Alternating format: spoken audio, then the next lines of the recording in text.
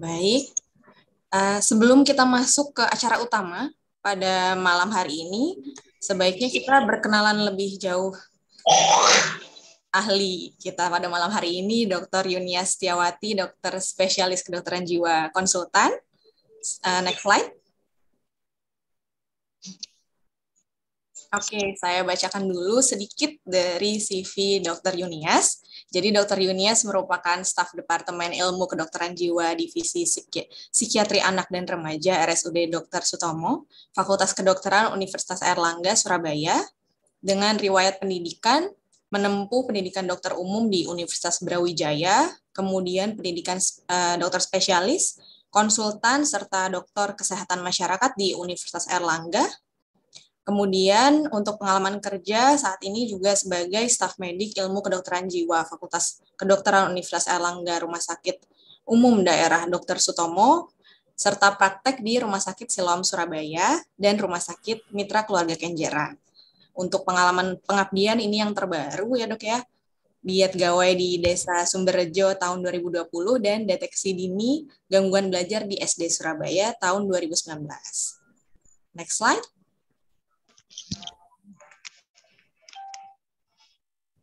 Oke, baik. Mungkin bisa langsung kita masuk ke materi nih, Dr. Yunias. Monggo dokter, kalau mau share screen, dokter. Terima kasih, Dr. Andin ya, atas kesempatannya. Yang terhormat Dr. Agus ya. Matur nuwun sangat saya diberi kesempatan untuk join ya pada acara ini. Saya biasanya juga suka mengikuti untuk update ilmu. Matur nuwun sangat ya Dr. Agus. Sami-sami dokter.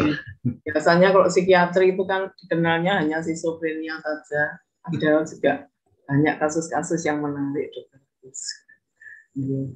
Izin yang terkasih adik-adik ya, dokter-dokter muda yang hebat ini. Saya salut kegiatannya, sangat bermanfaat. Baik, saya share screen ya.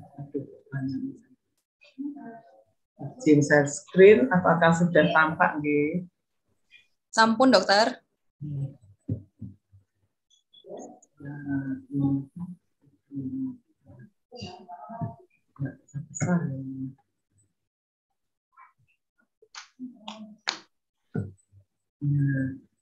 Baik, pada malam ini saya mendapat kesempatan untuk menyampaikan permasalahan tentang hiperaktif. Nah, kenapa hiperaktif ini menarik untuk dibahas? Karena hiperaktif di sini ternyata dapat berkelanjutan dari usia dini, gitu ya, sampai usia remaja bahkan dewasa.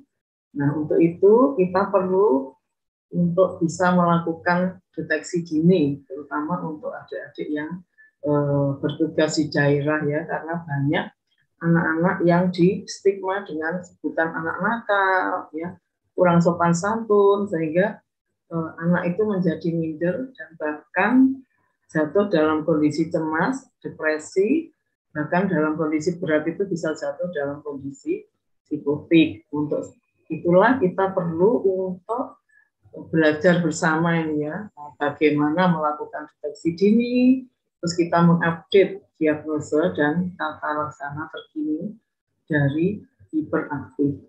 Karena seperti kita ketahui bersama bahwa beban itu ya, kesehatan mental itu lebih besar daripada kesehatan fisik. Di mana yang diutamakan saat ini adalah kesehatan fisik semata. Sedangkan kendala emosi dan emosional anak nanti akan bisa berlanjut sepanjang masa kehidupannya. Baik, untuk itu pada malam ini saya akan membahas latar belakang.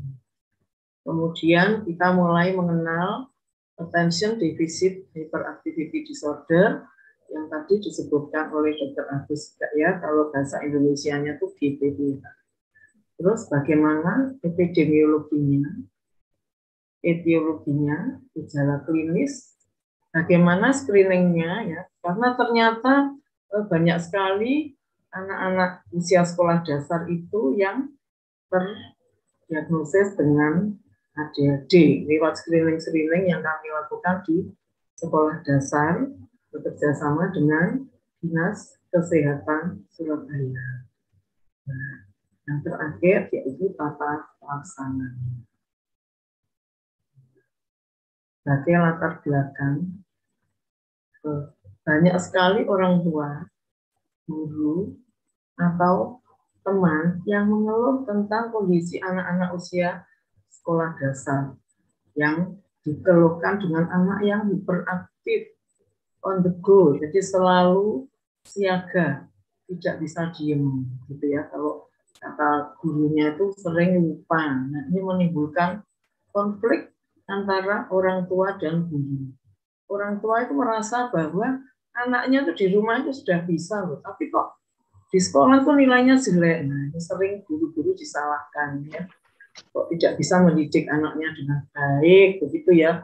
Kok nilainya tuh kok dibedakan sih sama temannya. Oh, padahal kemarin itu lo bisa, gitu ya. Nah, itu ternyata karena dia tidak bisa menyelesaikan soal-soal dengan baik. Dan juga sering usil mengganggu temannya. Pertanyaan-pertanyaan dari orang tua saat konsultasi ke psikiater itu adalah, apakah normal ya beraktivitas pada anak saya? Mungkin saat ini hiperaktif itu normal ya dok ya. Nanti kalau sudah SD kelas 6 atau SMP paling ya hilang sendiri gitu ya. Terus orang tua yang pencemas sering berkonsultasi dengan keluhan begini, dok, anak saya nih nilai pelajarannya jelek-jelek, tidak bisa diam. Saya sering dipanggil gurunya. Terus kira-kira anak saya ke depannya tuh bisa sekolah apa enggak ya dok? Bagaimana dok cara saya menyikapi anak saya tersebut? Kadang anak saya itu baik, kadang tantrum. Bagaimana saya mengendalikan anak tersebut? Terus bagaimana tata laksananya? Oleh guru, anak saya ini dianjurkan ke psikiater. Apakah perlu? Nah, itu sering menimbulkan pertanyaan. Selain itu, di era pandemi juga keluarnya bertambah dengan komorbiditas dengan adiksi internet. Gitu. Komorbiditas itu yaitu gangguan yang sama-sama timbul dan keduanya memerlukan terapi. Nah, untuk itulah maka kita membahas hiperaktif. Nah, yang menarik ternyata dari pandangan dari ini ya psikolog dan Kak Seto itu juga sama ya, bahwa hiperaktif itu merupakan suatu gangguan ya, jadi disorder, bukan hal yang normal, tetapi karena adanya gangguan neurobiologis, jadi ada jaras-jaras di otak yang terganggu, dan ini gangguan ini bersifat menetap. Jadi sebaiknya dilakukan terapi sedini mungkin ya, karena gangguannya bersifat menetap dan tentu saja kalau menetap dampaknya akan berkepanjangan sepanjang masa kehidupannya. Nah, apa sih attention deficit hyperactivity disorder yang dikenal dengan ADHD, atau kalau kita memakai PPDGJ 3 yaitu dikenal dengan istilah GPPH, yaitu gangguan pemusatan perhatian dan hiperaktivitas. Nah, di mana gangguan ini paling banyak pada anak usia sekolah dasar. Seperti di gambar di samping ini ya, kalau teman-temannya belajar, yang satu sibuk sendiri ya, tidak memperhatikan pelajaran, teman-temannya mencatat, anak itu sibuk bermain. Di literatur dikatakan angka kejadian 5-13% anak usia sekolah dasar. Namun pada pengabdian masyarakat kami pada tahun 2018 sampai dengan 2020 ya, nanti berlanjut lagi sampai 2023. Itu ternyata anak-anak di PPH dengan gangguan belajar itu berkisar antara 16%. Dan saat kita melakukan screening juga kewalahan bagaimana menjawab konsultasi dari orang tua yang mengeluh masalah anaknya. Dan yang menarik yaitu prevalensinya anak laki-laki itu lebih banyak dari anak perempuan, yaitu 3-4 dibanding 1. Nah, di mana yang awalnya itu hanya 60%, katanya berlanjut sampai dewasa. Nah, ini dari literatur yang terbaru itu lebih dari 80% akan berlanjut sampai dewasa. Nah, bagaimana sih gejala dari BPPH itu atau ADHD? Ada trias gejala, yaitu yang pertama inatensi, yang kedua hiperaktivitas, dan yang ketiga impulsivitas. Itu kalau kita memakai PPDGJ 3. Tetapi kalau DSM-5 itu membagi 2, yaitu inatensi dan hiperaktivitas serta impulsivitas. Memang yang kita hadapi sehari-hari tidak ada anak yang hanya hiperaktivitas saja atau hanya impulsivitas. Keduanya itu saling berhubungan gitu ya. Nah, dengan adanya perilaku seperti di atas, tentu saja akan mengganggu ya prestasi anak di sekolahnya. Dan yang harus digarisbawahi, gangguan ini minimal terjadi dalam 2 setting tempat yang berbeda, misalnya di rumah dan di sekolah. Kalau misalnya di sekolahnya nakal, di rumah baik, atau sebaliknya, kemungkinan adalah karena pola asuh. Nah, ternyata gangguan BPPH atau ADHD ini adalah gangguan di daerah frontal lobe. Seperti kita ketahui bersama, frontal lobe itu kan sangat berperan ya. Nah, nanti akan saya terangkan pada slide berikut. Di mana frontal lobe itu berperan kita melakukan konsentrasi, ide-ide, memecahkan masalah, gitu ya. Nah, pada ADHD ini selain kelainan pada frontal lobe, juga ada kelainan pada ini ya, kurangnya neurotransmitter dopamin, tepatnya di DAT1. Ya, ada yang penelitian pertama itu DAT1 dan 3, yang terbaru yaitu DRD4, DRD5, dan DRD2. Nah, selain itu juga adanya kelainan dari DPH yang memengaruhi konversi dopamin menjadi norepinefrin ya. Norepinefrin itu kan nanti yang tidur, konsentrasi juga begitu ya.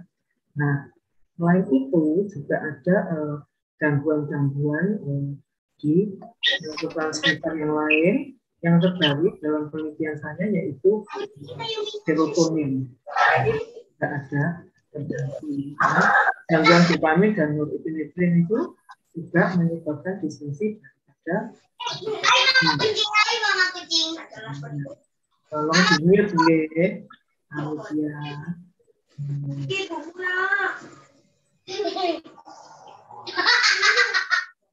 Bocor nih, tadi mute ya. Terima kasih.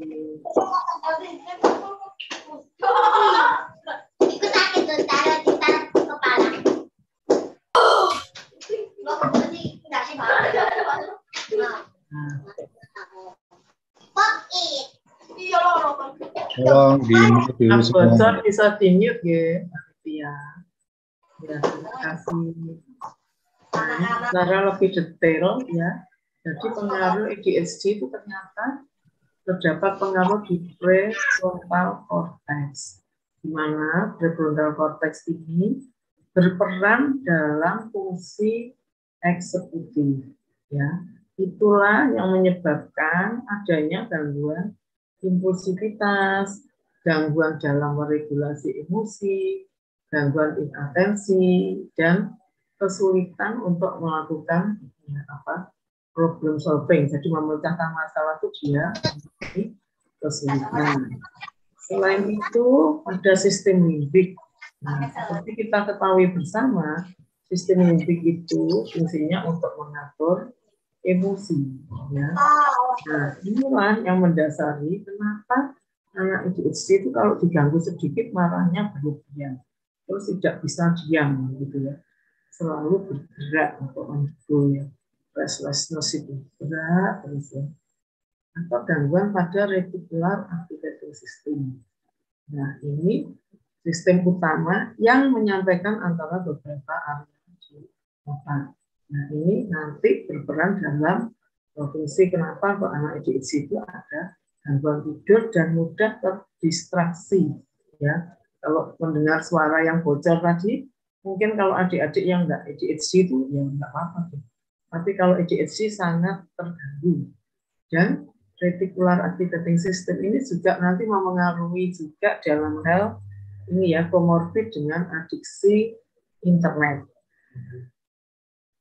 Nah, dalam basal ganglia ini juga berperan selain keseimbangan juga mempengaruhi perilaku, impulsivitas, dan disregulasi emosi. Nah, ternyata gangguan ADHD ini cukup kompleks ya, tidak hanya sekedar nanti bisa sembuh sendiri, bisa menghilang, gitu, karena memang ada sesuatu di brain. Gitu. Nah, ini bagaimana jalur dopamin, reward, dan motivasi. Nah, ini karena apa? Karena mengapa anak ADHD itu kok sulit sekali ya menunda keinginan. Kalau minta sesuatu harus segera diberikan.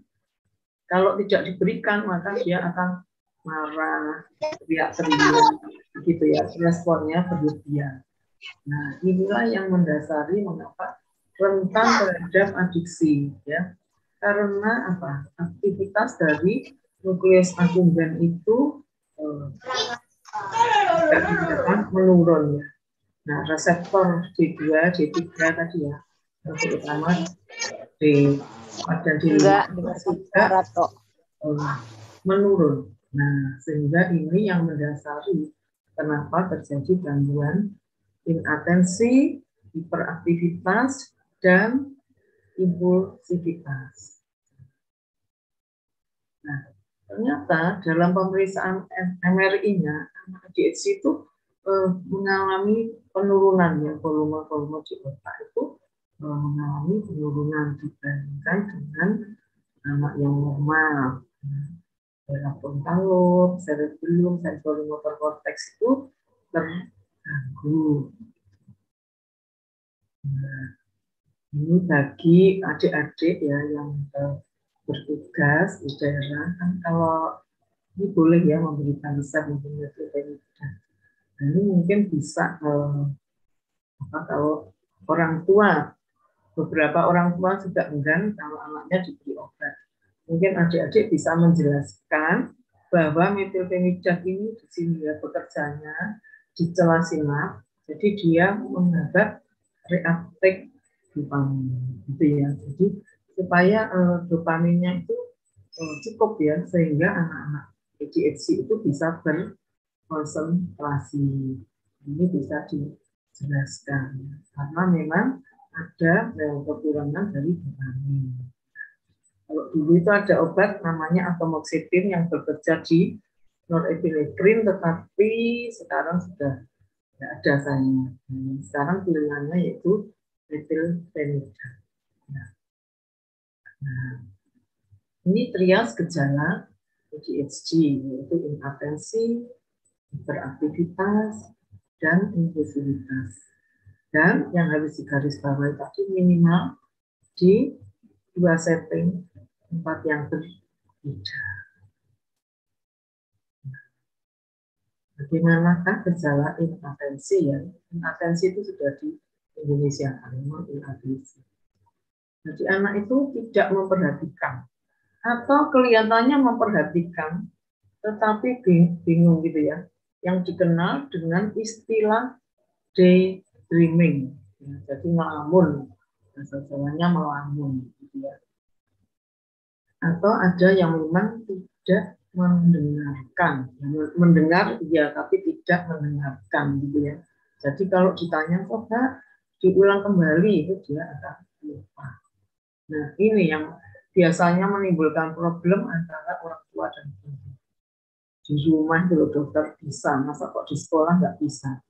Kenyataannya begini, karena kalau di rumah ya, yang ngajarin orang tuanya, kadang-kadang dan sering orang tuanya itu anaknya belum jawab kan dia sendiri yang menjawab. Jadi seolah-olah anaknya bisa. Tetapi ketika ulangan soalnya 10 hanya diselesaikan 3, tentu saja nilainya gitu. Dan juga anak itu mudah bosan. Mungkin pelajaran yang dia suka, misalnya bahasa Inggris, nilainya 10. Tapi kalau matematika kok 3 nilainya karena mudah bosan. Ya. Terutama pada tugas yang memerlukan perhatian, dia mudah bosan. Ya. Tapi kalau misalnya yang senang olahraga, nonton televisi, main game itu bisa berjam-jam. Nah, anak ini biasanya tidak rapi, ya barangnya itu porak-poranda kemana-mana, sehingga sering hilang atau bahkan sering membawa buku temannya. Kalau pas offline dulu ya, buku catatannya loh kok apa menjadi 3, padahal awalnya itu hanya 1, ternyata terbawa punya teman. Ya. Yang sering itu kehilangan kolong pramuka, ya, topinya ketinggalan, sabuknya hilang, dasinya hilang, dan sebagainya. Karena dia pelupa. Dan untuk menyimpan benda itu cukup membuat beban baginya. Ya, tadi kalau ada suara berisik, dia akan terganggu. Terus kalau dulu masih offline itu anak-anak itu tidak bisa diam, jadi lari-lari ke sana kemari. Nah, kalau online, makanya biasanya kan kita tolong dinyalakan ya videonya. Kalau nggak gitu tidak nyala ya, tidak memperhatikan. Jadi dia itu anak dengan ADHD itu tidak bisa duduk diam ya. Akan beberapa adik-adik itu ada. Kalau dijelaskan dokter, ini sudah 15 menit loh, capek itu masih ada ya. Itu gejala sisa. Beraktif selalu gelisah ya, duduk tidak tenang ya, tapi mungkin main pensil ya, terus ini membuka tutup bukunya gitu ya, on the go tidak bisa tenang, geleng-geleng kepala gitu ya. Nah kalau pada anak usia awal sekolah dasar mungkin meninggalkan fisik di kelas, patroli gitu ya, berlari memanjat ya, selalu keliling. Tapi kalau usianya misalnya kelas 4 ke atas, dia kan sudah ini ya, usia moral, jadi bisa diberitahu, tetapi dia tetap beraktivitas. Dalam rupa apa? Ngomong terus ya. Kalau gurunya menerangkan, dia juga ikut menjelaskan ya, tapi menjelaskannya bidangnya lain gitu ya. Terus kalau diajak omong dia tidak bisa memperhatikan. Sebentar ya, saya mau mengerjakan ini. Sebentar ya, saya ini ya. Ini cepat ya, gitu misalnya seperti itu ya. Jadi tidak bisa bekerja sama dengan baik. Nah, kalau impulsivitas, ini tidak bisa menunggu giliran. Sering menginterupsi perkataan orang lain sebelum selesai ya. Ini misalnya gambar saya itu, gitu ya. Jadi dia selalu mengganggu dan selalu tergesa-gesa menjawab. Belum selesai pertanyaannya sudah dijawab terlebih dahulu. Nah, mengapa anak hiperaktif ini menarik untuk dibahas? Karena ternyata tidak hanya nanti hilang dengan sendirinya, ternyata enggak. Nah, karena dia tidak bisa menyelesaikan tugasnya, maka saat SD biasanya nilainya jelek, gitu ya. Bahkan terancam tidak naik kelas karena konsentrasinya buruk. Nah, kalau citra dirinya buruk saat remaja, penolakan-penolakan dari teman, dari guru, lingkungan itu bisa menimbulkan perilaku yang lain, yaitu gangguan tingkah laku di mana anak itu sering menentang, membolos, begitu ya, bahkan mungkin mencuri, ya, terus berkelahi, ya, kalau saat dewasa mengendarai motor, ngebut gitu ya, terus dengan kecepatan tinggi, sehingga risiko terjadi kecelakaan lalu lintas. Nah, akibat perilaku anak hiperaktif itu tentu saja timbul disharmoni dalam keluarga. Ini salahnya ibu, karena ibu tidak bisa mendidik anaknya dengan baik gitu ya. Atau salahnya bapak, nah saling menyalahkan. Nah, sehingga anak itu yang distigma anak nakal itu menjadi semakin terpucing. Ya. Bayangkan kalau anak seperti ini, nah bagaimana saat masanya normal. Nah, ini berlangsung sepanjang kehidupannya. Kalau kuliah, banyak yang dikonsultasikan karena tidak bisa range pekerjaannya, ya, tugas-tugasnya. Nah, biasanya kita untuk membuat jadwal harian, dan harus selalu diingatkan, ya, karena dia kesulitan untuk mengambil itu tugas-tugasnya. Saat bekerja, dia juga tidak bisa untuk duduk sebagai pimpinan karena kerjaannya itu kurang baik. Dan yang membahayakan juga risiko penyalahgunaan yang disharmoni, misalnya kalau berkeluarga dalam mendidik anak juga nanti dapat kendala. Nah, ini disebut komorbid, yaitu gangguan-gangguan yang sama-sama muncul dan kedua-duanya perlu terapi. Nah, ini yang terbanyak yaitu gangguan sikap menentang. Jadi biasanya awalnya menentang pada keluarga, nanti meluas ke menentang menjadi gangguan tingkah laku. Ada juga yang jatuh dalam kondisi kecemasan karena penolakan-penolakan. Ada juga yang dengan depresi dan mania. Nah, di era pandemi ini banyak juga kasus ADHD dengan adiksi internet. Nah, itu tentunya perlu perhatian dari kita semua sebagai klinisi. Nah, ini kenapa kok berisiko ya untuk terjadinya adiksi internet.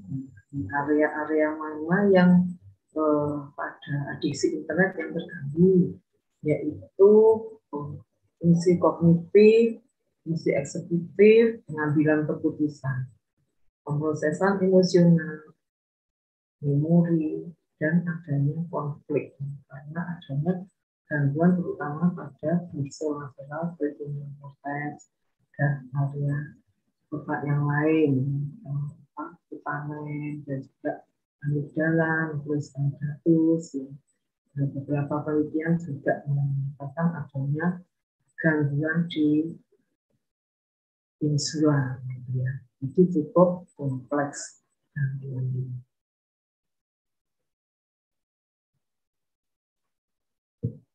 Nah, ini gangguan-gangguan yang digambarkan, ya. Kalau seseorang dengan daydreaming, ya, sulit untuk memusatkan perhatian, mudah terganggu, ya, disorganized atau unorganized, nggak bisa mendengarkan dengan baik, tentu saja dia saat dewasanya juga akan tidak bisa bekerja dengan baik, ya. Bingung mengambil keputusannya itu juga susah karena tidak rapi, tidak bisa menyimpan data-data dengan baik. Nah, di sini monggo adik-adik dan sesama tim bisa berlatih, ya, ini kuesioner untuk screening daripada ADHD atau BPDH. Screening ini ketepatan diagnosanya kan cukup lumayan nih, 80%. Namun untuk diagnosa pasti memang tetap harus ke psikiater, ya, karena kita kan untuk menegakkan diagnosis ADHD itu pertama dari pasiennya, kedua kita lihat dari keterangan gurunya, temannya, orang tuanya, gitu ya, untuk kita kumpulkan gejalanya apakah memenuhi kriteria ADHD atau BPDH. Nah, kuesioner ACRS ini cukup sederhana, hanya 10 pertanyaan. Nah, kalau memang tidak ada, dijawab, oh, kalau sekali-sekali, misalnya sebulan sekali, begitu ya, kadang-kadang, begitu kan, kita kalau suasana gembira, kadang juga happy, gitu ya, habis ujian, gitu ya, habis internship, itu senang juga sekali-sekali, tapi kan nggak sering, gitu. Masuk satu, kalau cukup sering, ya, misalnya seminggu, 2-3 kali, hampir selalu, kemudian setiap hari, gitu. Yang pertama, kalau anak itu tidak kenal lelah atau aktivitasnya itu berlebihan, selalu bergerak panjang hari, tidak bisa diam ngomong terus, bergerak terus, misalnya.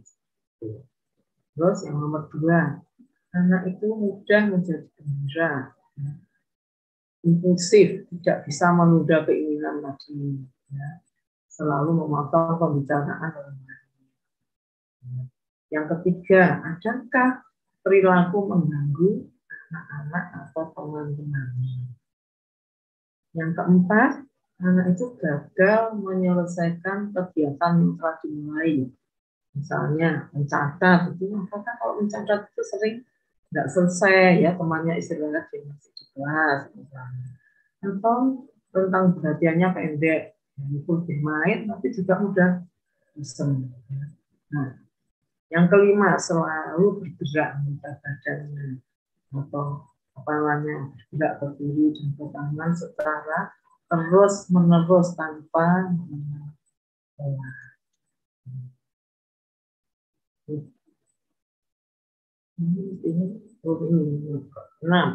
Keenam ini perhatiannya kurang atau mudah teralih. Misalnya tadi ada suara langsung terganggu, gitu ya. Atau ada suara orang lewat, gitu dia sudah terganggu. Nah, yang 7 yang khasnya ADHD, kalau minta sesuatu harus segera. Kalau tidak dia akan marah, temper tantrum, menangis. Apakah dia sering dan mudah menangis? Nomor 8. Yang nomor 9, apakah suasana hatinya tuh berubah dengan cepat dan drastis? Bicara baik-baik tiba-tiba marah, apa seperti itu. Nah, yang nomor 10 juga kadang ada yang tipe hiperaktivitas dan impulsivitas, itu dia ada ledakan kekesalan atau tingkah laku eksplosif yang tidak terduga. Tiba-tiba marah, teriak-teriak, nangis, gitu. Ada tipe yang hiperaktivitas dan impulsivitas. Nah, cukup mudah ya sekiranya adik-adik dan teman-teman itu bisa untuk melakukan screening kalau ada pasien-pasien yang dikonsulkan dengan gangguan hiperaktivitas.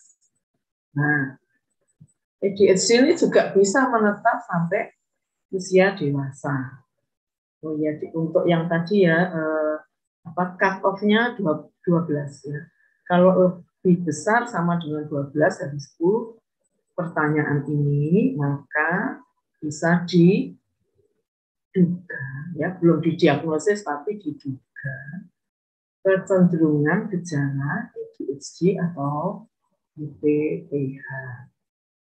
Nah, karena ADHD bisa menetap sampai dewasa, nah, ini ada pertanyaan yang cukup mudah, yaitu hanya sedikit ya ini.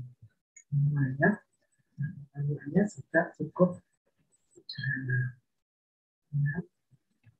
Apakah Anda sering mengalami kesulitan dalam menyelesaikan detail aktivitas? Apakah sering sulit untuk menyelesaikan tugas-tugas, maksudnya? Tugasnya sering nggak selesai. Yang kedua, apakah mengalami kesulitan dalam mengorganisir tugas? Sehingga kacau, nggak selesai-selesai. Nah, kalau kita ini ya kadang sulit, ya, tapi masih selesai, kemudian prokrastinasi. Maka sering lupa tuh janji sama orang atau kewajiban apa tuh sering lupa. keempat. Nah, atau biasanya tuh kalau tugasnya rumit itu terus Anda sering menghindar atau menunda-nunda. Ya. Nah, yang terakhir, seberapa sering Anda merasa terlalu aktif dan terdorong untuk melakukan sesuatu seperti digerakkan oleh motor. Jadi selalu aktif bergerak. Mudah ya ini untuk mengenal gejala dewasa. Nah, yang terakhir untuk tata laksananya ini beberapa yang dapat pilihan. Pilihan utamanya memang metilfenidat karena ini bersifat stimulan, ya, dan tidak menyebabkan ketergantungan kalau digunakan sesuai dengan indikasi dan di bawah pengawasan. Nah, yang kedua atomoxetin sayangnya ini sudah tidak ada sebenarnya.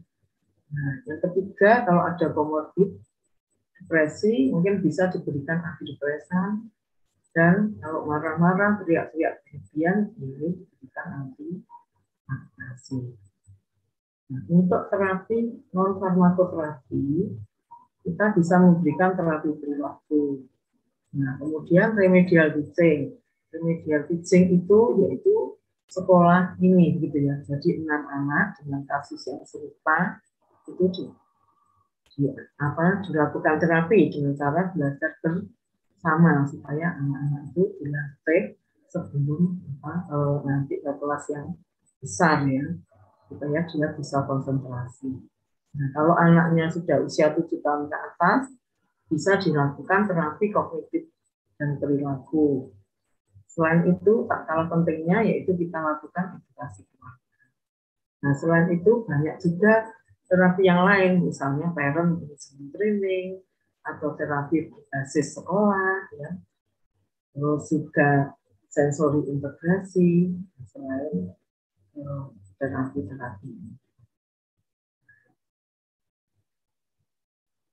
Ini kalau untuk adik-adik ya yang ingin menuliskan karyanya, jadi di psikiatri ini ada jurnal psikiatri Surabaya, mana jurnal ini dalam naungan Fakultas Kedokteran.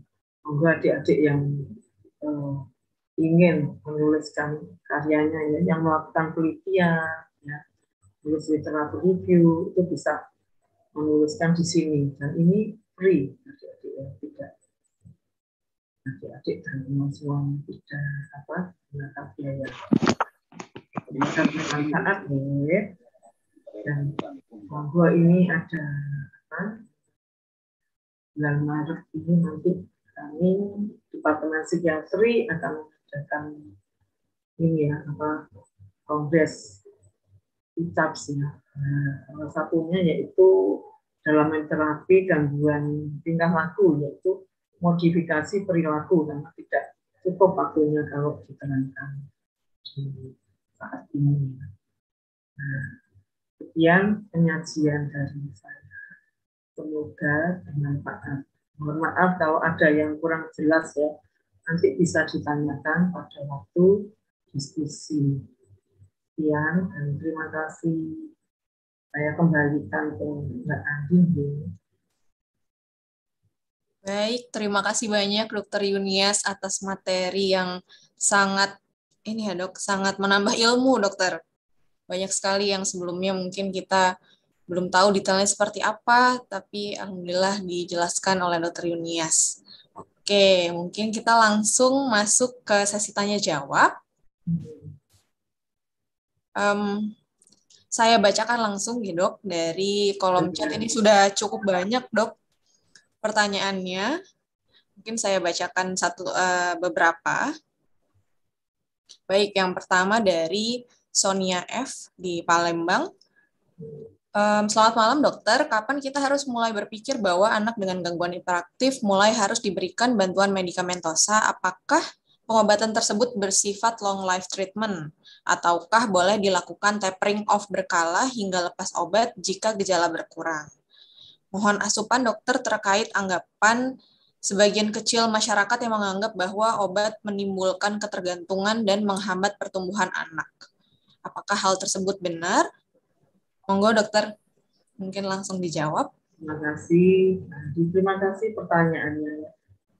Pertanyaan ini kiranya sudah mewakili pertanyaan dari teman-teman yang lain ya, karena penggunaan obat-obat psikiatri itu biasanya ini ya banyak yang takut ketergantungan ya, nanti efek sampingnya ngantuk. Tapi kalau pemberian metilfenidat sendiri malah psikostimulan, jadi tidak menyebabkan ketergantungan. Nah, kapankah seorang anak itu diberikan terapi berupa metilfenidat? Biasanya pada usia di atas 5 tahun. Karena pemberian metilfenidat itu efek sampingnya kan juga mengurangi nafsu makan ya. Itu yang mungkin dianggap nanti menghambat tumbuh kembang anak. Tetapi kalau di bawah pengawasan biasanya tidak gangguannya itu tidak benar. Dan kapankah pemberian metilfenidat? Itu apabila gangguannya itu mengganggu diri sendiri dan lingkungan ya, terus dia konsentrasinya juga terganggu, adaptasi sosialnya juga terganggu. Nah, itu bisa diberikan metilfenidat. Untuk pemberiannya, nah, itu tergantung indikasinya. Tentu saja kalau sudah membaik bisa dilakukan tapering off. Terima kasih. Baik, semoga menjawab. Mungkin kita langsung berpindah ke pertanyaan selanjutnya ya dokter, karena ada banyak dokter yang bertanya. Ya, antusiasmenya besar dokter malam ini. Oke, untuk pertanyaan selanjutnya, selamat malam dokter, dari atas nama Bunga di Jakarta, mohon saran bagaimana sebaiknya yang dilakukan dalam menghadapi anak yang hiperaktif namun memiliki masalah di mana pola asuh antara ayah ibu dengan kakek dan nenek itu berbeda antara satu dengan yang lain, sehingga anak mengalami kebingungan. Apakah hal ini dapat memperparah keadaan si anak ke depannya, dan apakah sebaiknya para pengasuh dilakukan behavioral therapy juga? Terima kasih. Monggo, dokter. Terima kasih. Pertanyaannya ini sudah bagus ya, karena memang banyak kasus seperti ini ya, bahkan yang kita jumpai. Jadi di tempat kami itu ada namanya daycare center. Jadi untuk terapi anak dengan ADHD dan gangguan yang lain. Nah, sering salah satu pencetus yaitu pola asuh yang inkonsisten antara orang tua, ayah ibu inkonsisten, ya nenek kakek juga inkonsisten, jadi anaknya itu menjadi bingung. Hal ini tentu akan memperparah gejala-gejala dari ADHD ini. Nah, untuk itu biasanya kami lakukan edukasi kepada keluarga. Yang ideal itu dilakukan parent management training. Jadi orang tua itu selain anaknya yang diterapi, jadi keluarganya itu juga diterapi. Itu saja dengan mengajarkan pola asuh yang baik dan benar. Pola asuh yang baik dan benar itu yaitu dengan disiplin yang sepantasnya sesuai usia anak, ya, tidak terlalu keras, tidak terlalu lunak. Yang penting itu konsisten dan seragam. Nah, itu yang perlu diketahui oleh para orang tua, sehingga anak itu tidak hanya disalahkan ya, ini anaknya itu beraktif, ya anaknya nakal. Ini pernah ada memang beberapa kasus orang tuanya bahkan hampir divorce karena anaknya itu hiperaktif ini. Setelah melalui serangkaian terapi, jadi terapi itu tidak bisa hanya farmakologi aja, terus non farmakologi ya, jadi dicampur gitu ya, dimix, sehingga didapatkan hasil yang baik. Baik, semoga menjawab pertanyaannya. Jadi kuncinya salah satunya adalah parenting yang konsisten ya dok ya. Iya. Oke. Baik, kemudian ada lagi atas nama Ariska Putri dari Medan. Malam dokter, beberapa kali kami dapatkan di daerah perifer anak dengan spektrum autisme. namun juga memiliki gejala ke arah hiperaktif. Apakah gejala tersebut memang bagian dari spektrum autisme ataukah sebuah gangguan yang berdiri sendiri, ya dok? Kemudian bagaimana tata laksananya dan kiranya kapan kami sebagai dokter umum segera merujuk ke psikiater agar anak dapat mengalami perbaikan dan prognosisnya seperti apa, dokter? Terima kasih ya. Nah, ini memang sering kita itu bingung ya kalau mendiagnosa apakah itu autisme, apakah ADHD. Nah, kalau dalam DSM-5 itu kan dijadikan satu ya, gangguan neurodevelopmental. Jadi antara autisme dan ADHD itu bisa komorbid dan namun berbeda. Kalau autisme itu riasnya kan ada gangguan berbahasa itu ya, autistik gitu, ada perilaku stereotipik, gitu, perilaku aneh dan berulang gitu. Dan dia tidak ada kontak mata. Biasanya gejalanya kalau anak ADHD memang ada gejala-gejala autisme yang ada di ADHD, misalnya hiperaktivitas, impulsivitas, tetapi dia masih ada kontak dengan temannya, gitu ya. Ada komunikasi tinggal balik. Sedangkan pada autisme itu tidak ada kontak mata atau terbatas dan tidak ada komunikasi tinggal balik. Tidak. Terus juga dalam tata laksananya tentunya perlu tata laksana yang komprehensif, yang tidak anaknya saja, tetapi juga keluarganya. Dan dibawa ke psikiater kalau sudah ada terganggu. Kalau pada autisme sebaiknya sedini mungkin ya kalau memang ada gangguan berbahasa. Karena kalau terlambat tentunya PR-nya akan semakin banyak ya, kalau sedini mungkin. Biasanya sekarang orang tua itu sudah aware ya dengan banyaknya dokter-dokter nih di daerahnya. Sudah membantu kita ya jadi dalam awareness autism gitu ya, gerakan-gerakan yang diadakan oleh Dr. Andin dan teman-teman itu kan bagus kan, promkes ya. Nah, dengan promkes itu memang akan ini apa biaya untuk kesehatan mental itu dapat ringan, sejak beban mental orang tua menjadi tidak terlalu berat karena orang tua menjadi menjadi aware begitu ya, menjadi paham bahwa anak ini juga perlu diterapi dan nggak usah malu gitu. Itu adalah hal yang biasa ya, karena komunitas-komunitas yang diadakan oleh Dr. Andin dan teman-teman yang susah ya. Terkalitan ini juga cukup aktif ya, kegiatan pendampingan lalu untuk adik-adik dokter semuanya. Baik, terima kasih banyak dokter. Mungkin kita lanjut lagi ke pertanyaan selanjutnya. Dari Margarin mohon maaf, nama daerahnya tidak terbaca. Pertanyaannya, selamat malam dokter, apakah anak dengan disleksia yang cenderung rewel, sulit diatur, ada kemungkinan masuk dalam spektrum GPPH dan bagaimana tata laksananya ya dok? Terima kasih. Kalau untuk disleksia sendiri memang gangguannya menetap ya, jadi perlu penanganan yang lebih intensif dibandingkan hanya dengan GPPH saja. Karena disleksia itu bersifat menetap, jadi perlu penanganan lebih lanjut dan kita harus menjelaskan ke orang tuanya juga. Memberikan harapan yang terlalu tinggi karena nanti kasihan kalau memang tidak bisa bagus, terus kita menyatakan oh pasti sembuh, pasti bisa, itu akan menimbulkan ini ya kecemasan dari orang tua dan orang tua tidak berusaha untuk terapi yang intensif gitu. Terima kasih.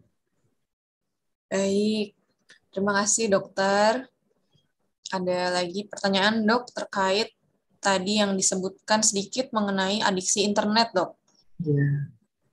Dari Alvin Pertiwi, terkait era pandemi ini di mana kegiatan sekolah mayoritas dilakukan secara online, bagaimana sebaiknya membatasi anak untuk bermain gadget? Karena seringkali mereka menjadikan tugas sekolah sebagai alasan untuk terus bermain gadget.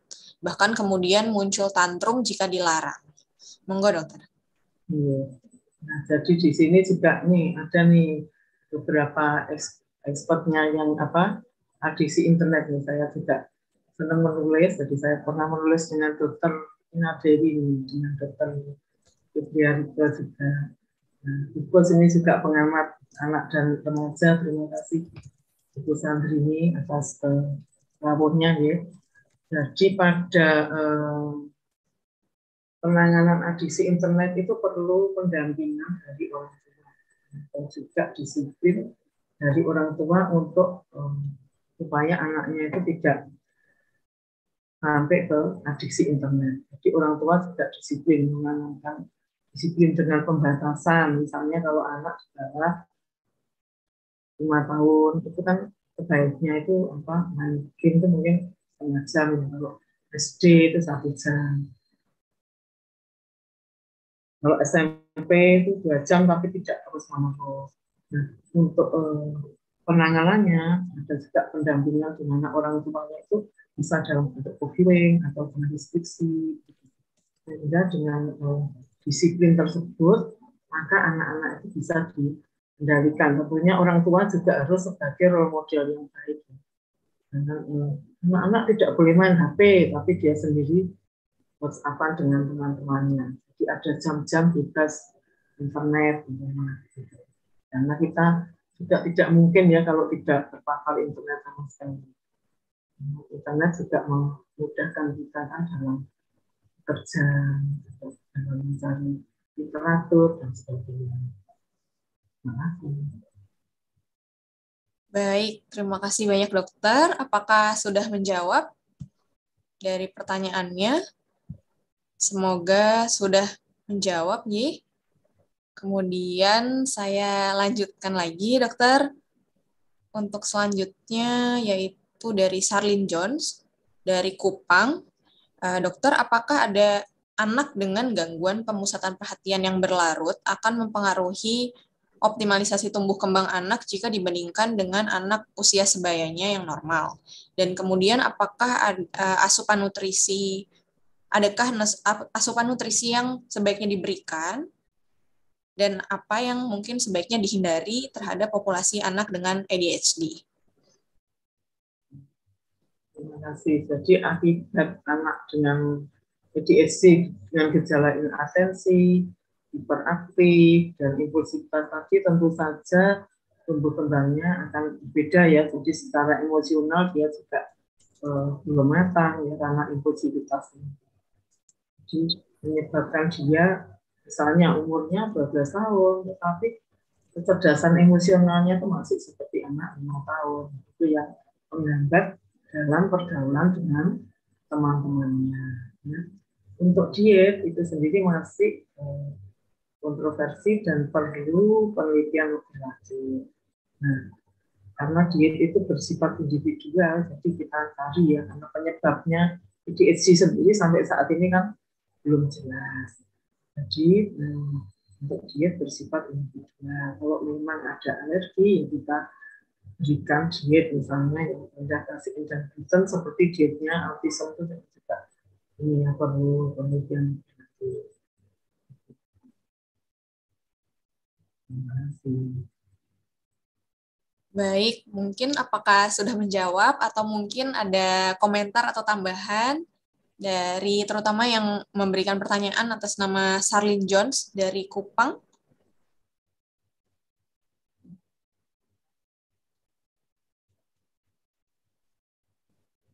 Jika tidak ada, mungkin saya lanjutkan terlebih dahulu, ya dok ya? Ya. Oke, baik. Ada pertanyaan lagi dari Sofia, dari Buleleng. Dokter mohon advice jika anak dengan GPPH di era pandemi ini secara tidak sengaja terkena pneumonia COVID-19. Apakah terapi yang berjalan selama ini boleh tetap dijalankan atau harus berhenti dulu? mengutamakan terapi COVID? Ataukah mungkin dapat berjalan secara simultan? Kemudian, apakah obat-obat untuk anak dengan ADHD sebenarnya memiliki efek antiinflamasi yang baik dalam kondisi COVID-19? Terima kasih. Terima kasih pertanyaannya.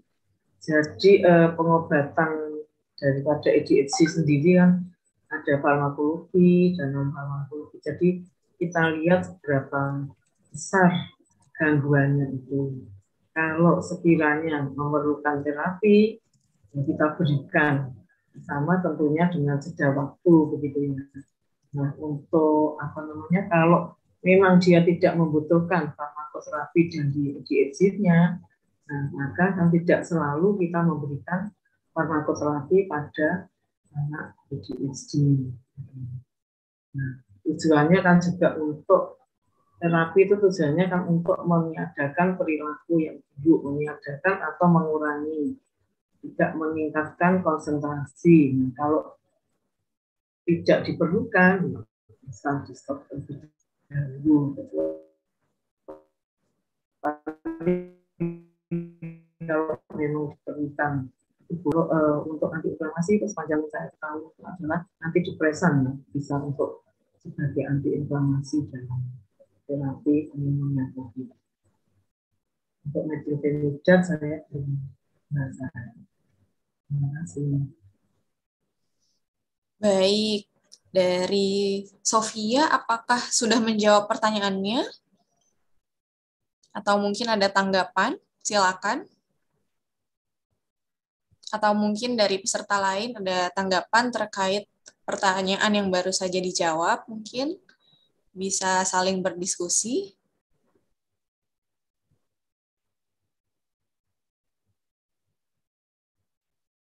Oke, sepertinya belum ada. Saya lanjut lagi, Dok. Ya. Untuk selanjutnya yaitu dari Kezia di Manado. Dokter izin bertanya terkait menjamurnya sekolah dengan bilingual bahkan trilingual untuk anak dan remaja. Beberapa kali kami dapatkan anak malah mengalami terlambat bicara dan muncul gejala ke arah hiperaktif meski secara komunikasi masih belum jelas. Apakah hal tersebut terkait beban beberapa bahasa yang harus dikuasai si anak? Dan sebaiknya apakah bahasa yang digunakan di sekolah dan di rumah sama supaya anak tidak bingung? Terima kasih. Terima kasih. Jadi memang anak itu kan tumbuh kembangnya itu berirama ya. Setiap anak itu berbeda. Nah, anak-anak dengan kecerdasan rata-rata mungkin dengan bilingual itu tidak masalah. Kecuali kalau anak-anak memang kecerdasannya kurang. Atau mungkin yang ditanyakan tadi maksudnya kondisi spektrum autism itu juga bisa. Beberapa anak autism itu kebanyakan dibawa ke klinik itu dengan keluarnya lambat berbicara. Lambat berbicara setelah ditelusur, oh ternyata ada gangguan-gangguan spektrum autism, karena spektrum autism itu kan luas sekali. Nah, itulah kenapa di DSM-5 itu sekarang jadikan satu diagnosanya, satu kelompok maksudnya, supaya kita bisa melakukan diagnosa sedini mungkin dan melakukan tata laksana sedini mungkin sehingga nanti hasilnya akan optimal. Kalau autisme yang ringan, nah itu yang bisa mungkin yang dikatakan sembuh. Kalau autisme tulen itu biasanya ada gejala bisa. Kalau hiperaktif sendiri dalam pengertian BPPH itu masih ada interaksi timbal balik. Jadi dia nampaknya berbicara itu karena inatensinya, beda dengan autisme tadi. Autisme memang ada gangguan di otak yang lebih berat daripada BPPH. Terima kasih. Baik, apakah sudah menjawab pertanyaan dari Kezia? Jika ingin ada tanggapan atau mungkin pertanyaan lagi, monggo silakan langsung di chat.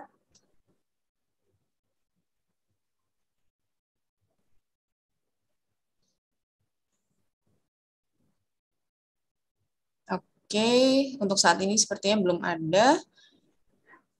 Saya lanjutkan lagi ya dok ya. Dari Ayu Maulida di Blitar. Selamat malam dokter, mohon pendapat terkait anak dengan keadaan hiperaktif di era pandemi ini, yang sebentar lagi diwajibkan sekolah secara offline, di mana populasi anak tersebut tentu saja sulit menerapkan prokes seperti cuci tangan dan memakai masker. Kemudian, bolehkah anak ADHD mendapatkan vaksin? Ataukah harus menunggu gejalanya membaik terlebih dahulu? Terima kasih. Ya, terima kasih pertanyaannya ini bagus sekali ya. Nah, anak ADHD ini kan gejalanya tadi biasanya inatensi, hiperaktivitas, dan impulsivitas. Nah, kekhawatirannya kan nanti tidak bisa menerapkan prokes ya. Tapi nyataannya di sekolah-sekolah itu banyak loh, sekolah-sekolah di daerah. Kita kan juga bekerja sama dengan sekolah-sekolah di daerah, itu gurunya cukup telaten. Jadi kalau masuk di sekolah itu juga ada protokolnya seperti masuk di mall, masuk di rumah sakit. Jadi anak-anak itu harus cuci tangan terlebih dahulu. Kemudian sesudah cuci tangan itu juga dilakukan screening, pertanyaan-pertanyaan sederhana, apakah Anda demam dan sebagainya. Terus juga diukur suhunya. Kemudian setelah itu, nah, kebutuhan dasar ini kebutuhan sekolahnya juga sekolah ABK. Jadi ketika mau masuk di kelas itu dia berdoa terlebih dahulu, setelah berdoa terus olahraga.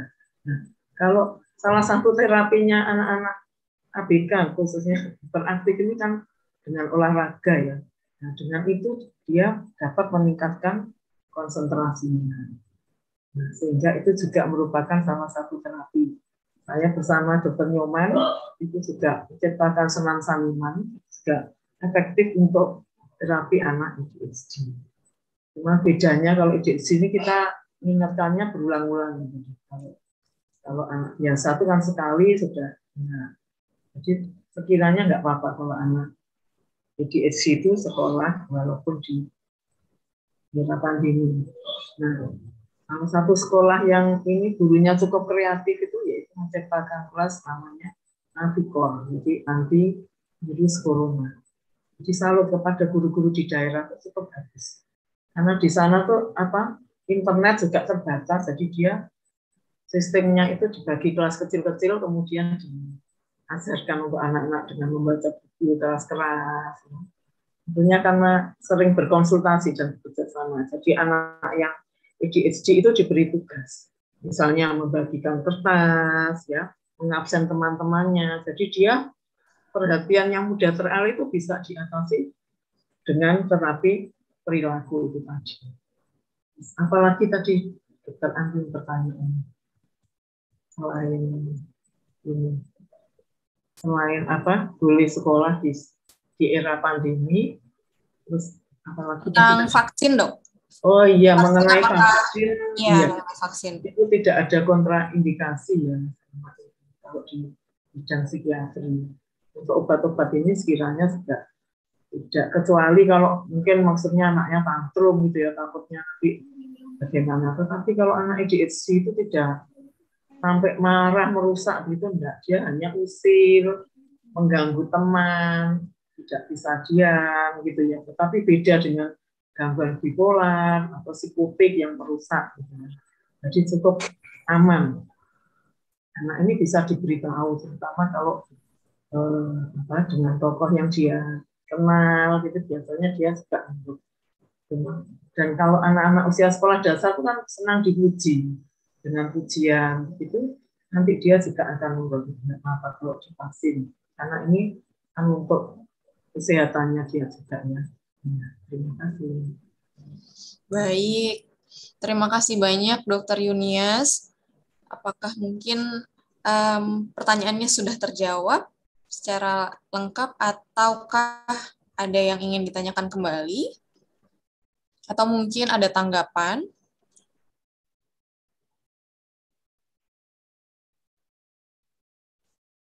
Oke, mungkin pertanyaan terakhir nih dokter dari Dokter Burhan. dari Universitas Airlangga. Selamat malam, dokter. Apakah ADHD ini diturunkan secara genetik? Jika tidak diturunkan secara genetik, faktor apa saja yang dapat menimbulkan anak menjadi ADHD dan bagaimana cara mencegahnya? Terima kasih ya. Jadi memang penelitian-penelitian terakhir itu faktor genetik sangat kuat. Di mana yang awalnya 60%, tadi kan 80% terakhir 90%. Nah, selain itu juga faktor-faktor kalau yang memengaruhi yaitu ada. Kalau penyebab pastinya sampai saat ini kan belum diketahui. Jadi faktor-faktor lingkungan, terutama misalnya pajanan luka berat, gitu ya.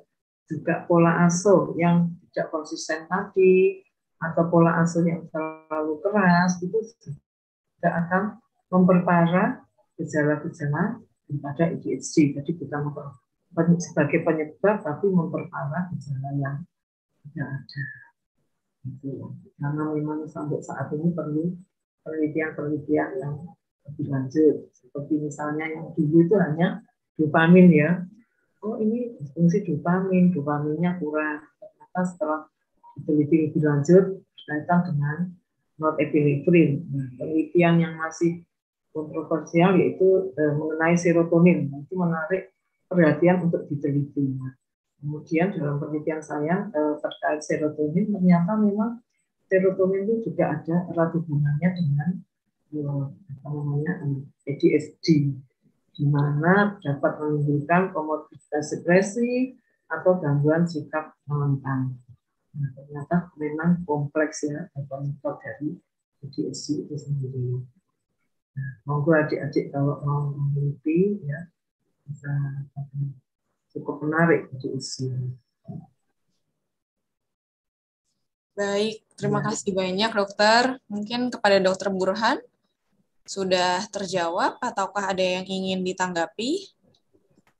Cukup, dok. Terima kasih. Baik, terima kasih banyak. Mungkin sebagai penghujung atau penutup ini dok, adakah take home message dok? Poin-poin penting dari materi kita pada malam hari ini dokter. Terima kasih. Jadi anak adalah generasi emas ya, generasi penerus bangsa. Jadi deteksi dini, diagnosa dini, dan tata laksana dini daripada gangguan mental anak dan remaja akan sangat bermanfaat untuk membentuk generasi penerus yang berkualitas. Ya, terima kasih kesempatan yang telah diberikan ya. Terima kasih kepada Dr. Agus Haryanto, selaku dari saya. Terima kasih juga kepada Mbak Andin dan teman-teman semuanya. Semoga acara ini dapat bermanfaat bagi kita semua. Selamat malam.